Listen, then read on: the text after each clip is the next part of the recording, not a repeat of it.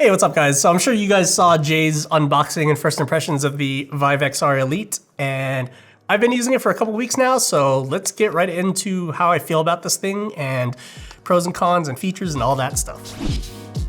We interrupt this video to bring you a special message from iFixit. No, we interrupt this interruption with this interruption about new stuff from iFixit. Wish you had a new graphics card, but inventory sucks? Fix the inventory problems with iFixit. Whoa, don't drop it. Can't fix that with iFixit. Just kidding, yes you can. Wish you could take iFixit with you anywhere, but your pockets aren't big enough? Introducing the new More and the new Minnow. Take them with you anywhere. So get iFixit for your loved ones, or just get them for yourself. All right, so the Vive XR Elite. So starting off, it costs $1,100. So keep that in mind as we go through this, as we go through my thoughts on this thing. Let's start with fitment.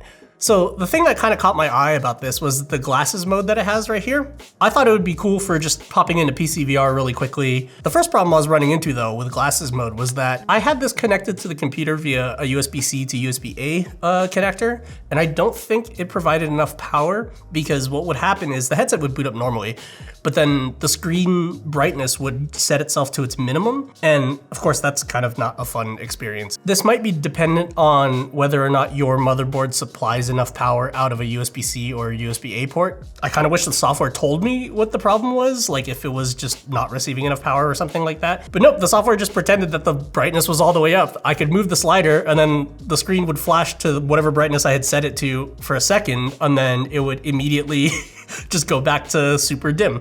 So that was not fun. I also ran into the same problem that Jay did with the facial interface.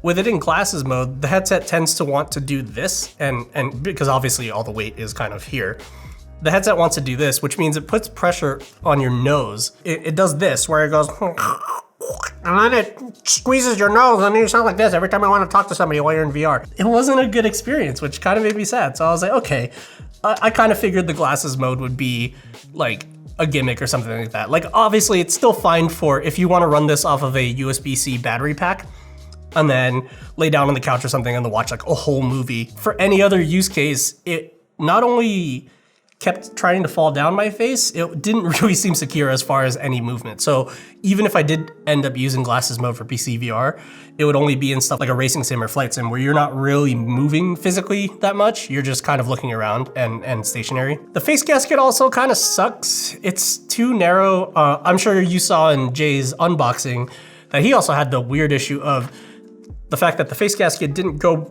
far back enough to cover the side of his eyes, so he was getting light leak in. It just happened to be at the right length for Jay that it would brush against his eye every time he blinked, that's one of those things that you can't ever know about a product that you're gonna be using on your face the whole time until you actually do use it, and that sucks, because that's something that would definitely cause somebody to, like the first option would be go get a different facial interface, but then they don't sell them yet because this is new still, so you're still stuck with the stock one. It might be infuriating to the point where you won't even want to use this headset, so you'll send it back. So that's just the lack of facial interface options, and the fact that it is an old school style ski mask facial interface where the thing that holds the headset to your face is not part of the head straps. It's your face is part of the interface. You necessarily will get pressure right here along your forehead and like right above, like right of your eyebrows, just because that's the one thing that's keeping this located on your face. They do give you this little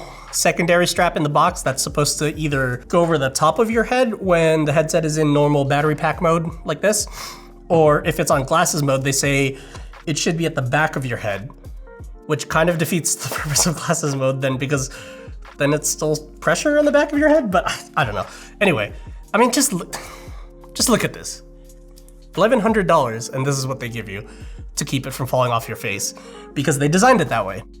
Another quality of life thing that kind of bugged me is that the battery pack, it has the all familiar dial, to adjust how much tension is on your head, but it's not spring loaded, which was a feature on the Rift CV1 and like pretty much every Oculus / Meta headset since, and the Index, and I think the Vive too. The original Vive actually had spring loaded where you could pull it off of your head without having to readjust the dial.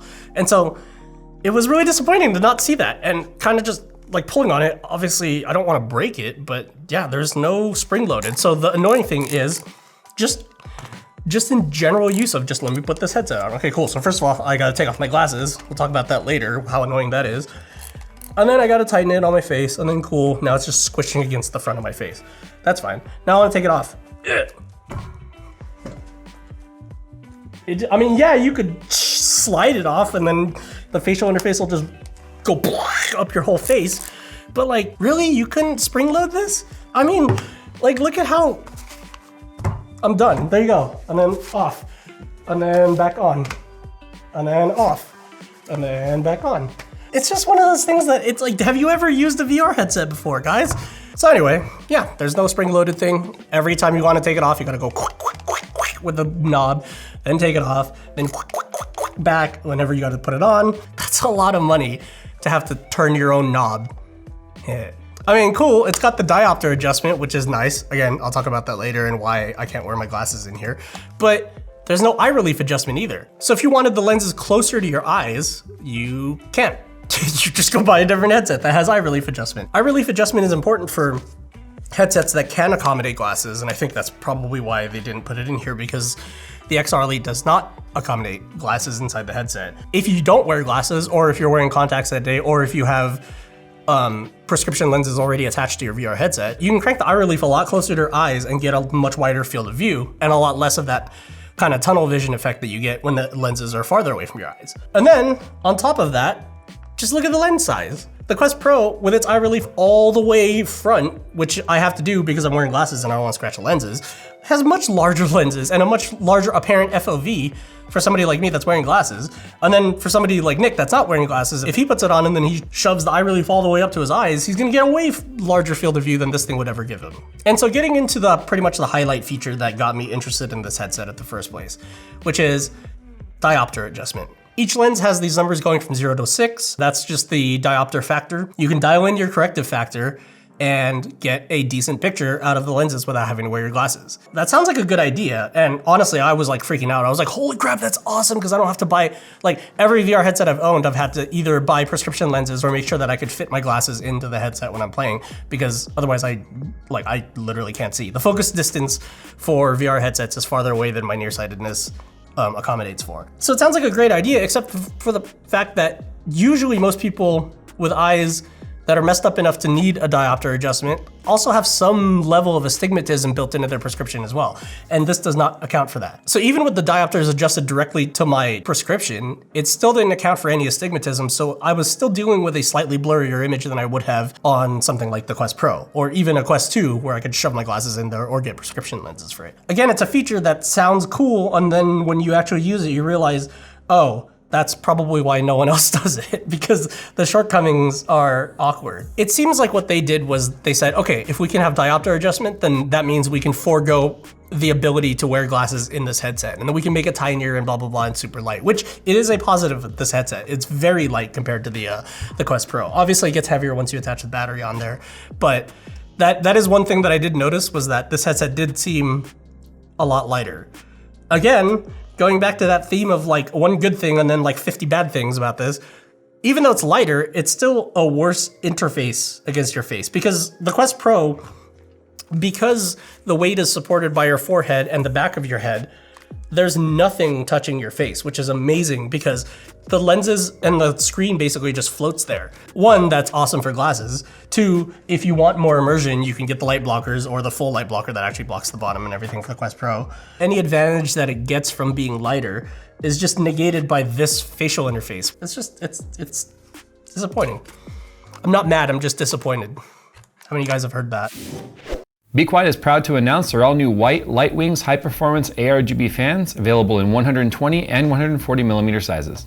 All fans are PWM and available in either a 7-blade or a 9-blade high-performance model. Lightwings fans feature ARGB lighting on both the front and the back, allowing for a customized appearance no matter which way the fan is facing.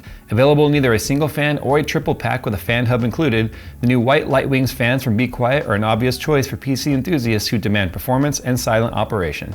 To see the full list of specs and availability, follow the link in the description below. So let's talk about hardware before we get into the software, the user experience, because honestly that part's... But anyway, Specs rundown. 1920 by 1920 per eye, 1800 by 1920 per eye. So each screen has technically a few more lines on the Vive XR Elite than the Quest Pro. They're both 90 Hz screens, they're both IPS. The Quest Pro's display now does support local dimming in PC VR, so it looks significantly better than the Vive XR Elite's screen. The FOV is supposed to be 110 degrees on this versus 106 on the Quest Pro, but again, eye relief has a big effect on it as far as your apparent FOV. And finally, the amount of built-in storage, which surprised me again, because this is 256 gigs of internal storage and this is 128. Come on, $100 more, and then you still have half the storage. The controllers also feel very cheap. I'm sure you saw Jay doing this thing in his unboxing, and it's, oh my God, it's just so, they're so cheap feeling. Like, they feel like, if any of you guys, and I'm not knocking this headset because Nick is actually still rocking this, my original Windows Mixed Reality Lenovo Explorer with the crappiest controllers, the crappiest VR controllers known to man. Although, I will say that those controllers still allowed me to pass Beat Saber songs on Expert, so I wasn't that mad about those controllers, but these feel like those controllers. I took it home over the weekend to mess around with it in PC VR, and honestly, I didn't even get around to doing that, so the headset and the controllers stayed in the bag pretty much the entire weekend. They were fully charged on Friday, and the controllers are dead. So this is another problem that I've been noticing. This is the second time that this has happened to me with these controllers, is that these controllers seem to have a lot of phantom power draw, and they just kind of kill themselves when they're sitting around not doing anything, which is kind of sad. Like right now, if I wanted to play, I'd literally have to connect these things one at a time to a USB-C charger, and then wait a couple hours or whatever, however long it takes to charge those to play. So that's super lame. So they do include a GameCube style click at the end of the trigger travel, and the same for the grip trigger as well. However, there's no software that uses that actual click at the end of the trigger travel. And so even just clicking on things in the Vive menu, it'll activate the click before you actually feel the physical click at the end of the travel. So it's like, again, why did you put that there if you're not even going to use it in your operating system? That would have been a nice positive physical feedback to know that you clicked a menu item. Nope, it's just like halfway through the trigger, then it activates a thing. So the click is pointless. You'd probably have to deal with a bunch of like Steam VR remapping to even get that to, do something in a game, because as far as I know, most games out there don't really support an extra function for a click at the end of the trigger. They usually just use, how far the trigger is pulled down for whatever action they want to use for that. Now, moving on to audio, the Quest Pro has some very decent, actually, speakers that are this big. The speakers are pretty big, and they give a decent amount of mid-bass, and obviously if you want to wear a proper headset or headphones or earbuds or anything to get a lot better audio, the Quest Pro has 2 headphone jacks, one on each side, so you can run those VR style earbuds where it's just a single mono cable for each earbud. So it connects right here. Or I've even seen some people use, I know Anchor, I believe, makes a wireless set of earbuds that has a dongle for no latency audio transmission, and then you can just slap that right there on the USB-C port. Moving on to the Vive XR, the first thing you'll notice is how tiny these speakers are. And they sound basically like my Rocket League rank, which is absolute trash. There's no bass, there's no mid-bass, there's not even like a LaCroix hint of a flavor of bass on these speakers. Imagine just 2 phone speakers just right here on your ears. It's really shrill and loud. Like, they get loud, which is fine, but loudness doesn't really matter if it physically is painful to listen to. I was like, okay, cool, whatever. Like, they're just built-in speakers, it's just fine. Like, I'll just slap on a headset. And then there's no headphone jack anywhere on this entire thing. If you wanted to have a better audio solution with the Vive XR Elite, you'd have to go with like some sort of wireless headset or anything attached to a PC that's running the PC VR games. If you want wireless audio on standalone, you're stuck with Bluetooth, which is gonna have a crap ton of latency if it even works at all without stuttering. I had a bunch of problems with my Quest 2 trying to connect to Bluetooth devices and stuff. In general, you just don't want to use Bluetooth as far as a audio solution for VR because the latency is too bad. VR Oasis had mentioned that you might be able to also do the same thing with a USB-C solution, because they do include a second USB-C port right here behind the facial interface, so you can't even access it anyway. So, and I doubt that you could get a dongle, like a USB-C audio dongle, to fit in there flush enough that the facial interface would, attach properly. I'm guessing that USB-C port is probably just for diagnostics and for more flashing and stuff like that. As far as audio is concerned, that is a huge disappointment. I honestly think that's not only a missed opportunity, that's just straight up missing feature. You gotta have a headphone jack on there, at least just to have low latency, cheap audio that, that's gonna sound better than the built-in speakers. Or if you're just gonna go full Apple and not have a headphone jack, put good speakers in there. To add insult to injury, this doesn't give you any headphone ports, and then Meta was just like, LOL, we'll give you 2, because why not? You can put them in on whatever side of your head you want to put them on. Another thing that I noticed about this when I was using it was that the SoC seems to run kind of hot. So the fan spinning up really aggressively was kind of weird to me because this is running the same Snapdragon XR2 as the Quest Pro. In fact, I just lied. The Quest Pro is running the XR2 Plus, which is a slightly overclocked, slightly more capable version of the thing. So that's even all the more reason why I'm wondering why I heard the fan on the thing with the cheaper, lower end processor. I remember Jay mentioning that he could hear the fan across the room. It's just another thing to add to the list of like jankiness and weirdness that I experienced when using this as a headset. As far as the actual image and the optics are concerned, I felt that the sweet spot on the Vive XR Elite was a little narrower than I was expecting, especially for them being pancake lenses. Honestly felt about as finicky. I'm just using the word finicky even though the PSVR 2 that I'm comparing it to was not necessarily bad, but the sweet spot on this headset felt like it required the same amount of tweaking and kind of like, nudging the headset around a little bit on my face to get it to line up. About the same finickiness as the PSVR 2. But the PSVR 2 has Fresnel lenses. So the sweet spot was a little finicky on these things. Okay, that's fine, I can excuse it. The one thing I can't excuse on this headset is the amount of glare. When you're dealing with very high contrast scenarios like white text on a black screen, the glare is so bad on these lenses that I thought they were smudged and I kept taking them off to like re-wipe them with a microfiber and clean them and everything. And then I put them back on. And it's fine in non-contrasty scenes, like if it's a brightly lit daylight type scene, you're not really gonna notice the glare, but geez, in dark areas, like stuff like Elite, whenever I'd have any text or anything, like it was just a crap ton of glare through the optics. While the Quest Pro also exhibits a similar effect because of its local dimming, that's actually by the local dimming itself. That's because of you're physically seeing the glow around the dimming zones because the dimming zones are not as high resolution as the screen. That's a big problem with local dimming on LCD screens. The sweet spot on the Quest Pro is way easier to get your eyes into. Your mileage may vary. Again, my eyes aren't exactly the best eyes, clearly. So getting into the actual user experience of the software and the VR stuff that you can do with the headset. First thing I noticed when I put the headset on was that the pass-through was much sharper than the Quest Pro, so that was a positive for it. I like that a lot. I also like that the pass-through was 60 Hertz, and knowing that the XR Elite has a depth sensor on the front as well, like a time of flight depth sensor on the front, as well as its RGB camera for pass-through, I was really disappointed to see that the pass-through was not depth correct. It was just a 2D image projected on a giant IMAX display like an FPV headset for a drone or something. Like there was no depth information. And so obviously I'll be showing pass-through clips right now between the two headsets so that you guys can see the quality difference.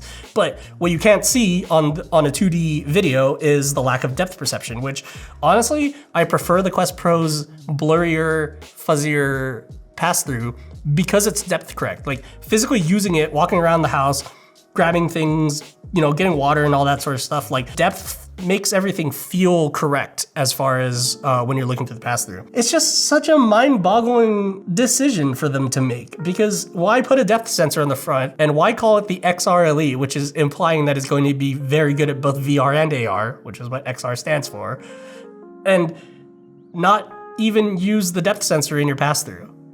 Like, come on guys, what are you doing? But that's just pass-through. So the standalone operating system on here is fine. It works pretty much the same as like a Quest's operating system, except a little bit jankier. Hand tracking is fine. It feels more like Meta's hand tracking 1.0 than the more modern version where it tracks a lot better.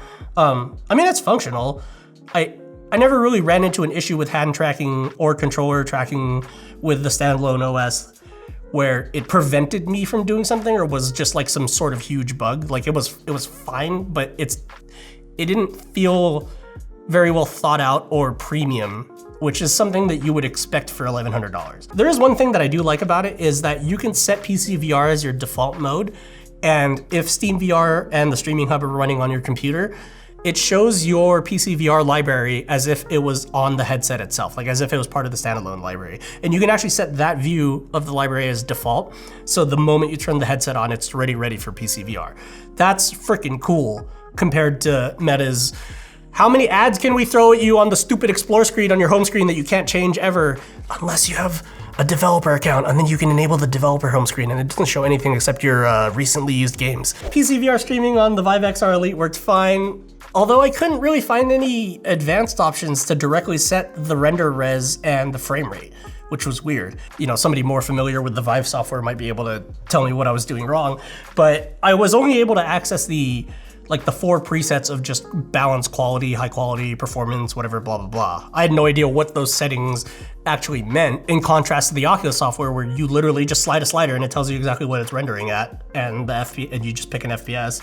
So all in all, I can't see a use case where I could recommend this to somebody where they wouldn't be served better by a Quest Pro or an Index, or even a Quest 2 or something significantly cheaper. Hey guys, Phil the Future here, and just wanted to say, or a Quest 3 that Meta just announced, which is coming in fall for $500. Once you're talking in the 4-digit price range, these are premium headsets, and you're gonna be looking for an experience that doesn't suck, that doesn't get in your way, and also, you know, a bunch of features that is going to separate it from the lower headsets. Now, for me, the Quest Pro's primary feature, like the thing that I got it for, was the optics and the screen. I love the local dimming, and I love these pancake lenses are still I still think the best lenses I've ever put my eyes in front of as far as VR is concerned. The screen isn't, but the lenses are. And another thing that got activated later on, along with local dimming for the Quest Pro, is eye tracking, because the Quest Pro has an eye tracker and a face tracker built into it, something that the Vive XR Elite does not. If you wanted face tracking, they sell a $130 adapter thingy that clips right here and then it tracks your face. If you wanted eye tracking for PCVR eye tracked foveated rendering, which basically only renders what the specific area you're looking at full resolution to get you better performance, you're screwed with the Vive XR Elite. There's no eye tracker built into it and you can't add one. Whereas this has both an eye tracker and a face tracker built in, and it's $100 less. The Vive XR Elite isn't even like an older Vive where it uses the Lighthouse ecosystem for tracking, because one advantage of the Lighthouse system, there's a whole ecosystem for full body trackers. Like, you just slap them on your knees and your feet and you can do backflips in VR. It'll actually be tracked and everything too. There's whole entire genres of VTubers and people that play in VR chat. They're all about full body tracking, and that's another thing that this thing is not gonna allow you to do versus something like an Index. So yeah, I guess my final thoughts are, why does this thing exist? Maybe you guys can sound off in the comments down below if you guys own an XR Elite, what you use it for primarily, because I'm actually kind of interested to see what use cases this thing would be best for. But honestly, to me, if you want to spend a little bit less money and get a dope hybrid headset that does standalone stuff as well as PC VR wireless or wired, I gotta say, go with the Quest Pro. If you're primarily PC VR, I still gotta recommend the Index, just because even though it's super freaking old and the screen isn't as high resolution and it's still Fresnel lenses, things that I've heard from my friends that own and use Indexes constantly are the comfort. I always hear about the comfort, and the few times I have tried an Index, the comfort is freaking awesome. It's really adjustable. The audio solution on the Index is still the best that I've ever heard in the industry. Those super ultra near field speakers that they call them, the balance mode radiators that they have on there, I wish they would just snap those off and sell them for every VR headset. And again, Lighthouse tracking, Lighthouse ecosystem for upgrading full body tracking later on, or anything else. That sort of tracking system and ecosystem has been so entrenched in the VR world for so long that it's very mature at this point. If you're gonna be sim racing or sim rigging, I would probably suggest a wired VR headset, a wired PC VR headset, instead of one of these hybrid systems, because if you're not really using the standalone features of the headset, as in playing Beat Saber on the headset as opposed to on a computer, or bringing it to friends' houses and demoing VR and showing off all the apps and games that you can run natively on a Quest. If you're just primarily stuck on your PC, then I would go with something else that's more appropriate for that sort of stuff. But again, if you just want to drop $1,000 on a headset that's going to give you a pretty dang decent experience, then I would I would still go with the Quest Pro. I feel like it's configurable enough for most people's use cases with the light blockers, with the eye relief, with, I believe, custom prescription lenses are also coming for the Quest Pro soon by companies like VR Optician, so that'll be squared away. And again, the Quest Pro is large enough that it is zero hassle to put it on with glasses on. So, yep, I guess that's the end of my Vive XR Elite review. This is just, unfortunately, it's $100 more for a lot worse of a solution than the Quest Pro. If you guys own a Vive XR Elite, I'm interested to see what you guys are using it for, what use case scenarios you think this thing fits best. But yeah, this was just a big disappointment for me and Jay. I mean, I was super hyped about it ever since I saw the diopters and the glasses mode and everything, and it just turned out that, no, I guess that's not what I wanted out of VR, and it's really janky. So, all right, guys, we will see you in the next one.